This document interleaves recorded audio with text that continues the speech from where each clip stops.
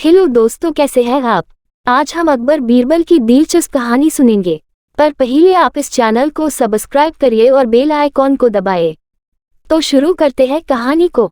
बादशाह का गुस्सा। बादशाह अकबर अपनी बेगम से किसी बात पर नाराज हो गए। नाराजगी इतनी बढ़ गई कि उन्होंने बेगम को मायके जाने को कह दिया। बेगम ने सोचा कि शायद बादशाह ने गुस्से में ऐसा कहा है, इसलिए वह मायके नहीं गई।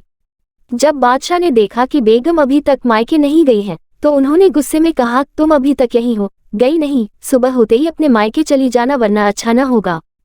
तुम चाहो तो अपनी मनपसंद चीज साथ ले जा सकती हो। बेगम सिसक कर जनानखाने में चली गई। वहां जाकर उसने बीरबल को बुलाया। बीरबल बेगम के सामने पेश हो गए।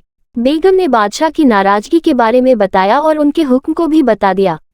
बीरबल ने कहा, बेगम साहिबा, अगर बादशाह ने हुक्म दिया है तो जाना ही पड़ेगा, और अपनी मनपसंद चीज ले जाने के बारे में जैसा मैं कहता हूँ वैसा ही करें, बादशाह की नाराजगी भी दूर हो जाएगी।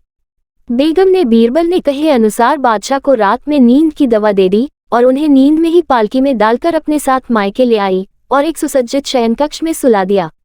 जब बादशाह की नींद खुली तो स्वयं को अनजाने स्थान पर पाकर हैरान हो गए। पुकारा, कोई है।